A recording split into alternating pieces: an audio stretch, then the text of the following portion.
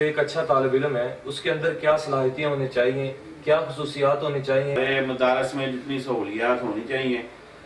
وہ موجود نہیں ہے۔ جو ماحول گھر میں ملنا چاہیے وہ اسے میسر نہیں ہے۔ بہتر ماحول میسر کر کے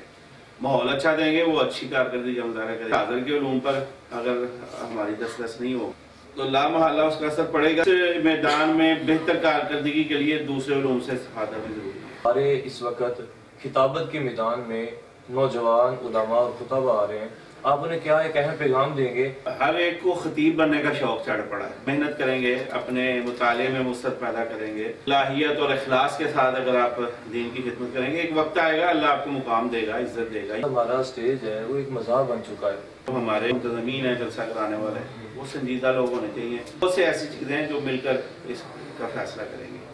ہماری سٹیج کی بہتری کے لیے۔ علیکم ناظرین، آپ دیکھ رہے ہیں الحرم میڈیا اور میں ہوں بلال اسحاق۔ اس وقت ہمارے ساتھ موجود ہیں فضیلت الشیخ فیصل افضل شیخ صاحب حافظہ اللہ تعالی، صدر یوتھ فورس اہل حدیث پاکستان۔ تو آئیے ان سے گفتگو کا آغاز کرتے ہیں۔ السلام علیکم۔ وعلیکم السلام۔ شیخ صاحب، سب سے پہلے تو ہم آپ کا شکریہ ادا کرتے ہیں کہ آپ فیصل آباد تشریف لائے، اور اس کے بعد ہم آپ کا شکریہ ادا کریں گے کہ آپ نے ہمیں قیمتی وقت میں سے وقت دیا۔ تو شیخ صاحب، ہمارے اس پروگرام کا مقصد دفاع ممبر و محراب ہے، تو سب سے پہلے آپ اپنی تعلیم کا مختصر تعارف کروا دیں۔ ویسے تو میں نے گریجویشن کی ہے کامرس میں سیالکوٹ سے، اور جو میری دینی تعلیم کا آغاز ہے وہ حضرت الامیر علامہ پروفیسر ساجد میر صاحب ان کے یعنی جو مسجد اور مدرسہ ہے اسی سے میں نے حفظ القرآن کا آغاز کیا۔ باقی دوران تعلیمی ہمارے جو استاذ تھے قاری خلیل الرحمان صاحب وہ چلے گئے سعودیہ امیر محترم کی توسط سے، تو اس کے بعد میں نے اپنی بقیہ تعلیم جو ہے وہ احناف کا بہت معروف مدرسہ ہے سیالکوٹ میں جامعہ علوم اسلامیہ، میں نے وہیں سے باقیہ تعلیم اپنی دینی حاصل کی، اور وہیں سے وفاق بھی میں نے وہیں سے کیا۔ تو شیخ صاحب، اب اس وقت آپ کی جو مصروفیت ہے وہ کیا ہے؟ اس وقت سر دست یہ ہے کہ اپنے روزگار کے سلسلے میں آبائی جو کاروبار ہے اس سے وابستہ ہوں، بڑے بھائی کے ساتھ ان کی معاونت کرتا ہوں، اور اس کے بعد یعنی روزگار الحمدللہ خاندانی کاروبار ہے اسٹیل کے سلسلہ میں، اور یہ عزم ہے کہ انشاءاللہ جتنی زندگی ہے وہ دین کی خدمت کریں گے، اور جماعتی وابستگی میں اور یوتھ فورس کے ساتھ جو وابستگی ہے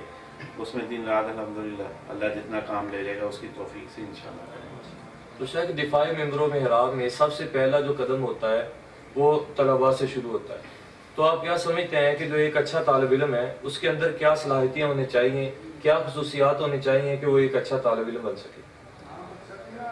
سب سے پہلے تو ہمارے جو گھریلو ماحول ہے اس تناسب اس حوالے سے جو ہے وہ ان کو بھی بہتر کرنا پڑے گا۔ اصل میں ہم جن اپنے بچوں کو دینی تعلیم کی طرف راغب کرتے ہیں، وقف کرتے ہیں، ان کو مطلوبہ ماحول فراہم نہیں کیا جاتا گھروں میں، اور اسی طرح ہمارے مدارس میں جتنی سہولیات ہونی چاہیے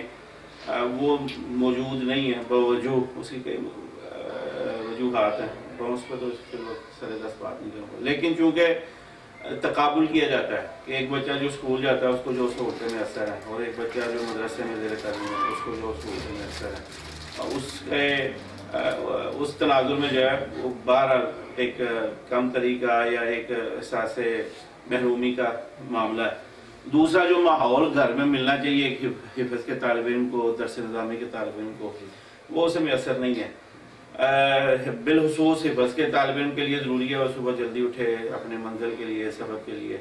لیکن ہمارے عموم میں ہمارے گھروں میں دیر سے اٹھنا رواج بن گیا ہے، اور اس سلسلے میں وہ ماحول میں اثر نہیں ہے دینی تعلیم کے لیے جو ہونا چاہیے، اور میرے خیال میں طالب علم کو جو ماحول دیا جائے اس میں وہ اپنے آپ کو ڈال لیتا ہے۔ تو آپ کے سوال کا میں اس پس منظر میں جواب دوں گا کہ طالب علم تو بہرحال طالب علم ہے، اس کی صلاحیت زیادہ ہوتی ہے کم ہوتی ہے، اس کی سیکھنے کی صلاحیت کم بھی ہو سکتی ہے زیادہ بھی ہو سکتی ہے، تو میرے خیال میں اس کی صلاحیتیں اجاگر کرنے کی ضرورت ہوتی ہے، اس کو بہتر ماحول میسر کر کے ماحول اچھا دیں گے وہ اچھی کارکردگی کا مظاہرہ کرے گا، ماحول اس کے لیے سازگار نہیں ہوگا تو اس کی کارکردگی میں بھی فرق پڑے گا۔ تو شیخ صاحب، مدارس میں پڑھنے والے جو طلباء ہیں علوم قرآن و حدیث کے ساتھ ساتھ ان کے لیے سکول کی تعلیم حاصل کرنا کتنا اہم سمجھتے ہیں آپ؟ میرے خیال میں اس دور میں تو بہت ہی زیادہ ضروری ہو گیا ہے، کیونکہ جب تک ہمارا میڈیم جو ہے بعد میں یعنی جو ذریعہ ہے جس کے ذریعے ہم نے دعوت و تبلیغ کرنی ہے، تحریر کا میدان ہے، تبلیغ کا میدان ہے،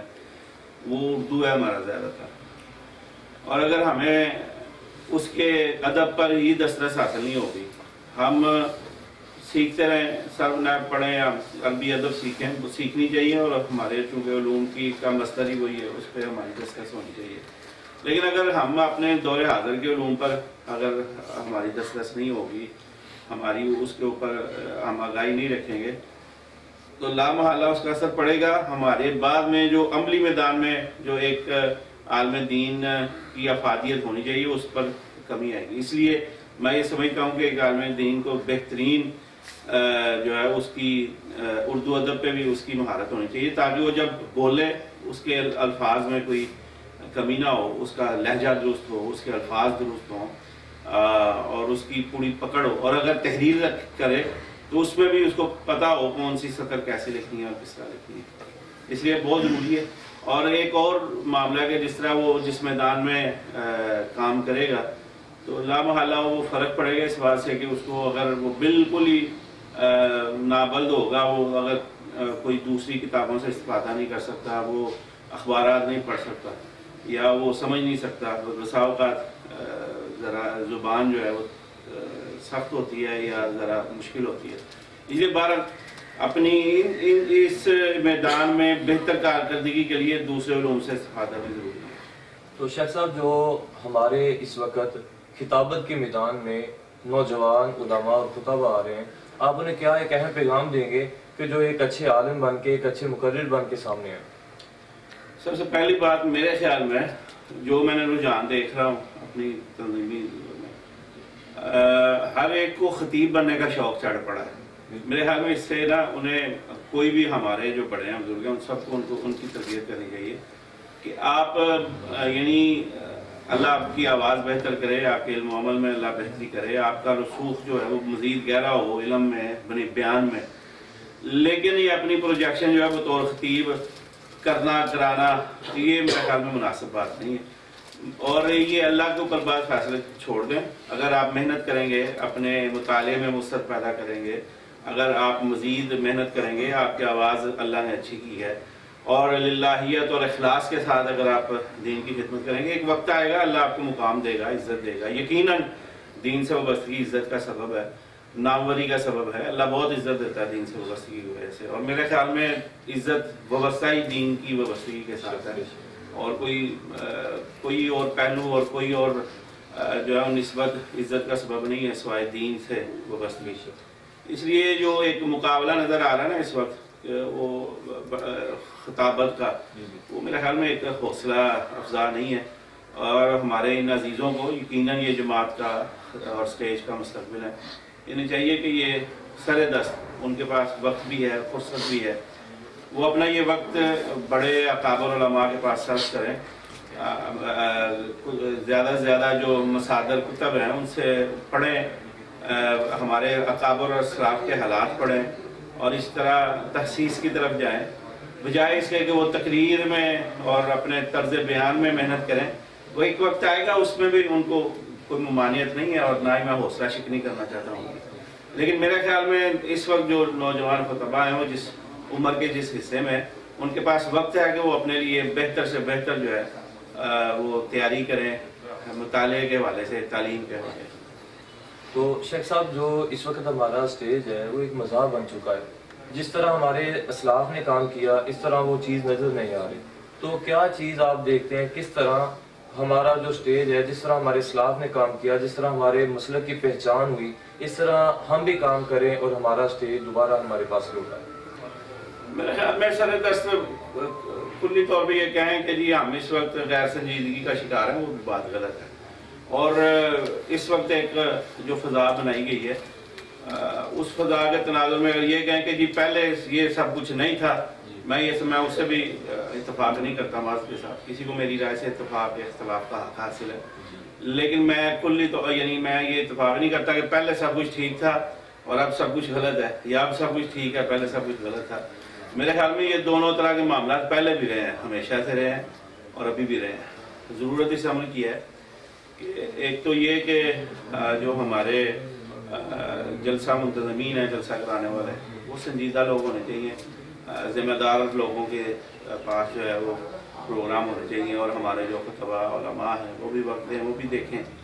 کون پروگرام کروا رہا ہے, اس کی نوعیت کیا ہے, جماعت کروا رہی ہے, کون کروا رہا ہے. یہ بہت سے ایسی چیزیں ہیں جو مل کر اس کا فیصلہ کریں گے ہماری اسٹیج کی بہتری کے لیے. لیکن اس کے لیے میں یہ برملا کہنا چاہوں گا, نہ کسی ایک شخص کو ذمہ دار ٹھہرانا چاہیے. اس میں ہمارے اجتماعی رویوں کو درست کرنے کی یا کرانے کی ضرورت ہے, لیکن سر دست یہ کہنا کہ ابھی سب کچھ غلط ہے اور ماضی میں سب کچھ ٹھیک تھا, یہ اگر تھوڑے بہت غیر سنجیدگی ہے, وہ پہلے بھی رہی ہے, ابھی بھی رہی ہے, اور اس کے لیے ایک میرے خیال میں کوئی ایک شخص ذمہ دار نہیں ہے, مختلف اوقات میں مختلف لوگ اس کے ذمہ دار ہیں. تو شیخ صاحب, میں آخر میں آپ سے جو سوال کروں گا کہ آپ جو ہمارا الحرم میڈیا ہے اور الحرم میڈیا کے جو ناظرین ہیں انہیں کوئی اہم پیغام دینا چاہتے ہیں؟ ایک ہی بات کرنا چاہوں گا. ایک تو آپ کا شکریہ, آپ نے عزت افزائی کی, اللہ آپ کو خیر سے نوازے اور آپ سے دین کی خدمت کا مزید کام دے. میں یہی پیغام دینا چاہوں گا کہ ہماری بقا دین سے وابستگی میں ہے, ہماری نسلوں کی بقا دین سے وابستگی میں ہے. تو یہ دنیا تو اللہ نے دینی ہے, اس کا تو اللہ نے ہمیں وعدہ کر رکھا ہے رزق دینے کا. اس دنیا کو ہمارے لیے مزین اللہ رب العزت نے کر رکھا ہے. تو میرے خیال میں ہماری نجات اور فلاح اور کامیابی وہ دین سے وابستگی میں مزین ہے, اس سے وابستہ ہے. تو میں آپ کے توسل سے اپنے ناظرین کو, اپنے سننے والوں کو یہ پیغام دینا چاہوں گا کہ دنیا ہمیں مل کے رہے گی. دین کے لیے کوشش کیجئے, محنت کیجئے, جستجو کیجئے, اپنی اولادوں کو بھی دین پہ چھوڑ کے جائیے. دینداری میں عزت ہے, عظمت ہے, اور بے دینی میں رسوائی ہے, تباہی ہے. یہی میں بیان کرنا چاہوں گا. ناظرین, آپ نے شیخ صاحب کے اہم پیغامات سنے. اب آپ کا یہ حق ہے کہ آپ اس ویڈیو کو لائک کریں, اسے زیادہ سے زیادہ شیئر کریں, تاکہ ہمارے ہر ایک نوجوان طالب علم, علماء اور خطباء تک شیخ صاحب کے یہ پیغامات پہنچے. اور ہمارے چینل الحرم میڈیا کو سبسکرائب کریں. انشاءاللہ ملاقات ہوگی ایک نئی ویڈیو کے ساتھ. اللہ حافظ.